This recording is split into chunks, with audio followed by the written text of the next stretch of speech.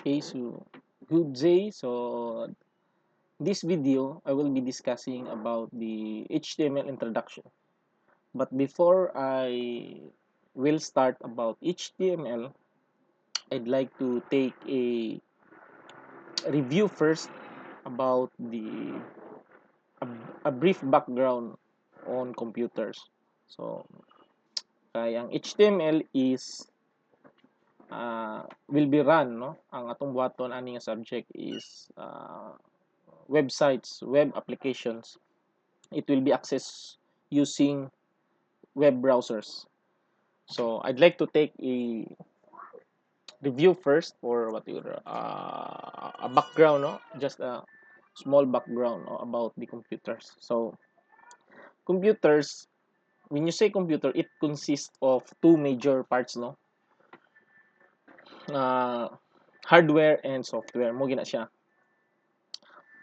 So ang hardware kanang tanan na mahawiran, mouse, keyboard, sa sulod sa computer, RAM, CPU, mga hardware na sila.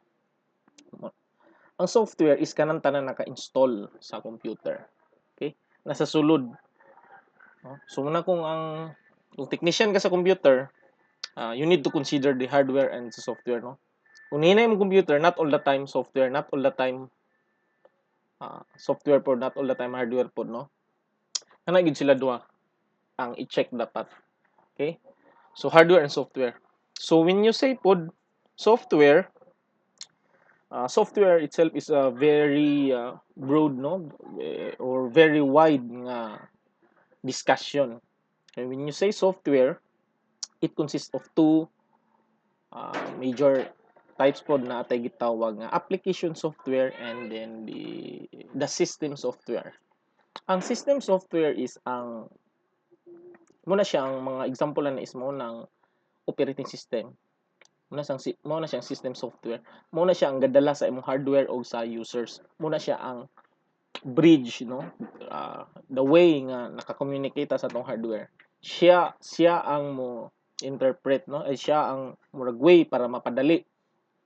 Through system software, natayo na nga kita nga user interface, nga icons kini siya, di ba?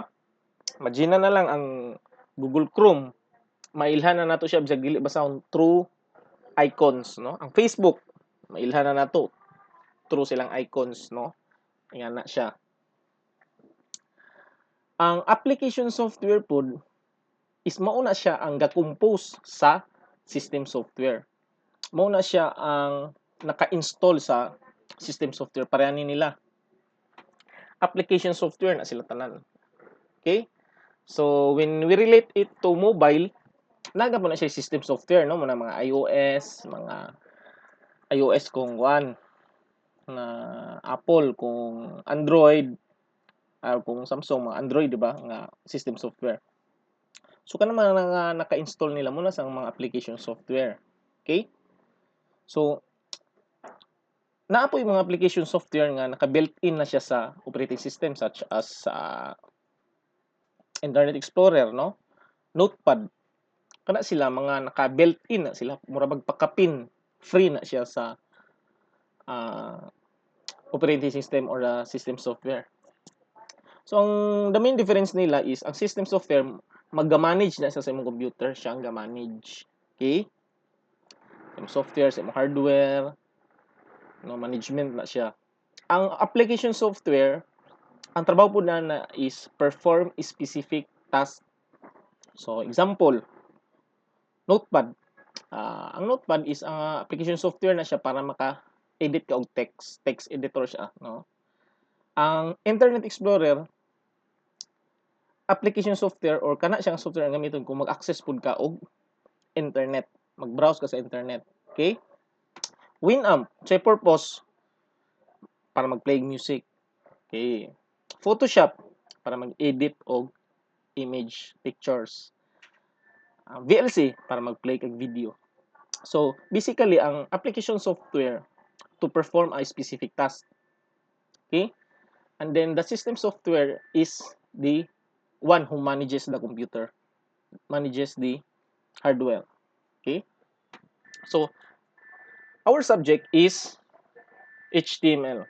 HTML will be accessed through web browser. Example is Firefox and Google Chrome or Internet Explorer. Okay? It is a application software, no? So, mayroon pod ka og Facebook, mga kuan, unsa man, Google, YouTube, those are web applications. Applications gyapon to sila. But it is a web applications and it is accessed through web browsers.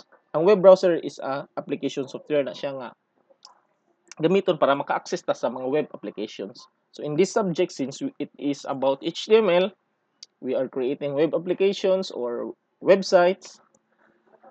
We will be using web browser, okay? And we will be using text editor also to edit the source code or the tags, no? So I hope you have understand about the overview about computers and about the applications. So those are the main difference about applications.